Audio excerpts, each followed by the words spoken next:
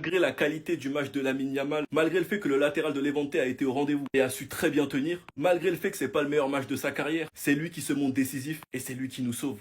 Et les images parlent d'elles-mêmes. Le but du 3-2, tout le monde lui court derrière. Et Lamine Yamal, ça devient répétitif. Et cette image le représente tellement, avec ce bonbon qu'il a envoyé dans la surface. Et des bonbons, il en a envoyé plusieurs. Manque de présence de Ferran ou bien même de Lewandowski. Mais cette action s'est finie en CSC. Et vous n'avez pas idée à quel point ça m'a soulagé. 3-2, commencer la saison après 2 matchs. Un match nul face aux promus, qu'est-ce que ça m'aurait fait mal. Mais on peut faire qu'une chose les gars, c'est applaudir Levante qui nous ont sorti un très gros match. On perd 2-0 en première mi-temps en se faisant piéger. Koubarsi s'est fait mélanger sur l'action. Un penalty, j'y reviendrai après. Sachant qu'on avait les occasions comme la superbe passe de Pedri pour Ferran Torres qui tape la barre, Flick a dû passer un savon dans le vestiaire et le Barça a commencé à accélérer. La superbe frappe de Pedri, le corner de Rafinha pour Ferran Torres et pour finir le compte son camp sur une superbe passe de Lamine Yamal dans les dernières minutes. J'espère que l'équipe montrera un visage totalement différent la semaine prochaine parce que là pour l'instant on est clairement pas rassuré. Mais c'est le début donc tranquille. Et même avec un match moyen et un Pedri qui finit MVP, c'est Lamine Yamal qui nous sauve dans les dernières minutes. Enfin bref, sinon vous les gars vous en pensez quoi? Ramenez-vous sur n'importe quoi, on s'ennuie.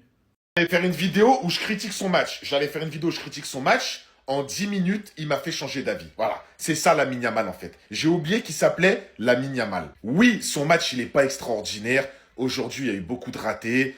T'as l'impression qu'il n'était pas trop en confiance. Le défenseur de Levante, il l'a bien pris au marquage. Il l'a arrêté pas mal de fois. Mais les gars, en 10 minutes, sur les 10 dernières minutes, regardez l'apport offensif de Lamine Yamal. Clairement, là, le troisième but, c'est grâce à lui. Le but contre son camp, je crois que c'est le but contre son camp de Levante, c'est grâce à Yamal. Les passes extérieures qu'il met à Rafinha, qu'il met à Ferran Torres, qu'il met à tout le monde pendant le match, c'est une totale dinguerie. Par contre, aujourd'hui, le seul truc que je lui reproche, sa spéciale, il l'a trop tenté. Là, frérot, au bout d'un moment, ça marche pas, ça marche pas. Les gars, combien de fois il l'a tenté celle-là ce soir? La vérité, il l'a tenté au moins, je suis sérieux, hein, au moins 13-14 fois. Un autre truc aussi que je lui reproche ce soir, il aurait pu la lâcher un peu plus vite, il a joué un petit peu perso. Après, les gars, c'est Lamine Yamal, on peut pas lui en vouloir. Un match sur 45, il te fait 70 minutes mauvais, c'est pas grave, on te pardonne. Le principal, c'est qu'on a gagné, je suis désolé, mais là, vous pouvez pas dire que son match, il a été dégueulasse. Sur les 10-15 dernières minutes, il a été incroyable. Vous pouvez pas dire que son match, il est dégueulasse. Bref, victoire du Barça. Les Madrilènes, j'espère que vous êtes déjà en train de dormir. Hein. Demain, il y a école. Hein.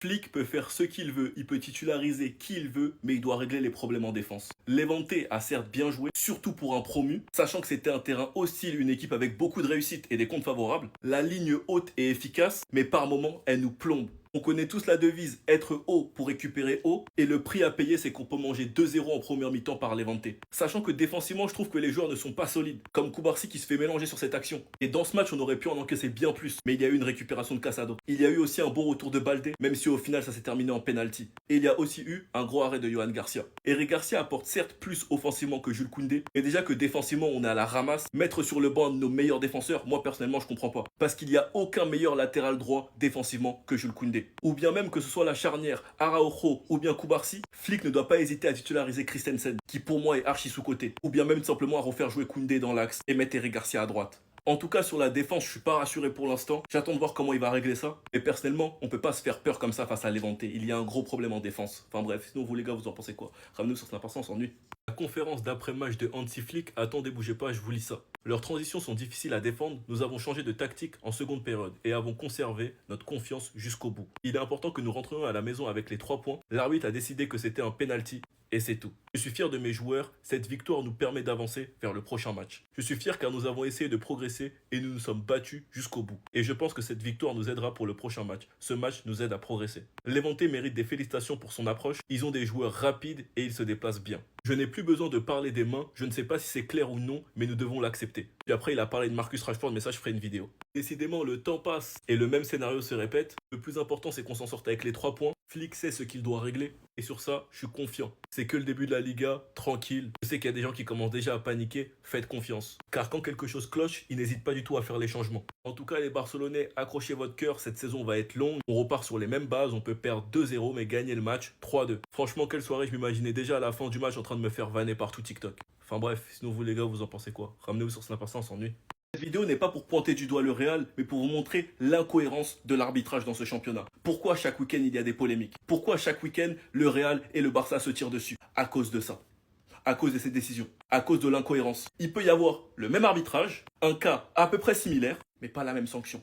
Au Classico, cette main de Tchouaméni n'a pas été sifflée. Il n'y a pas eu pénalty alors qu'il allait voir la VAR. Aujourd'hui, cette main de Baldé, qui a le bras collé, qui essaye de se tourner, Archivovar explique qu'il n'y a pas penalty. Un arbitre qui nous déteste de base a lui-même dit ce n'est pas un penalty, Baldé ne peut pas retirer sa main. Et bien sur cette action il n'y a pas penalty, sur cette action il y a penalty. Et vous voulez savoir c'est quoi le plus drôle? C'est que c'est le même arbitre.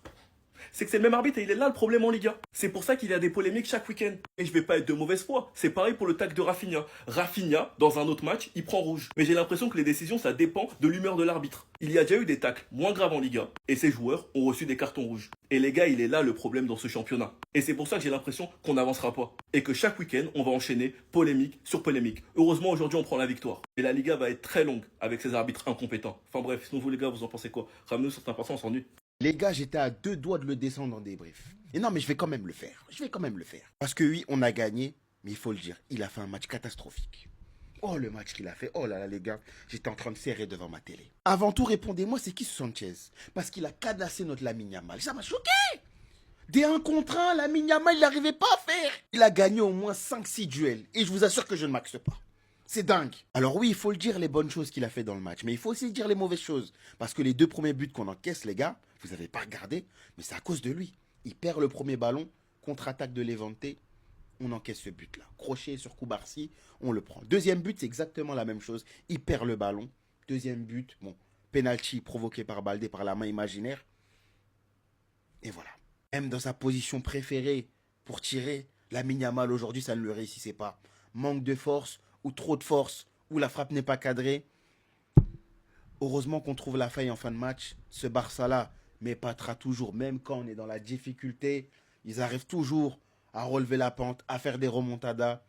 C'est l'ADN Flickball, c'est la mentalité Flickball. On a gagné, les gars. Les gars, on n'est qu'à la 2e journée, vous jouez avec mon cœur. On n'est qu'à la 2e journée de Liga. Doucement. Le retour du Flickball. Ça se voit que c'est le retour du Flickball. Victoire 3-2 dans le Money Time face à Levante, une équipe très coriace. Ce Barça-là capable de retourner toutes les situations, c'est la mentalité Flick. Clairement.